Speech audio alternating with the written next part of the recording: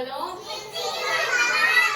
அழகான மாம்பழம், அல்வா போன்ற மாம்பழம் உங்களுக்கும் வேண்டுமா?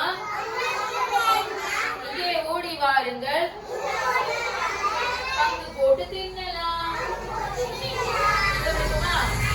மாம்பழமா மாம்பழம், சேலத்து மாம்பழம்,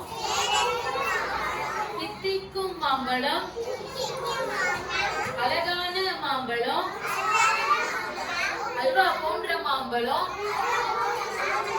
உங்களுக்கு வேண்டுமா?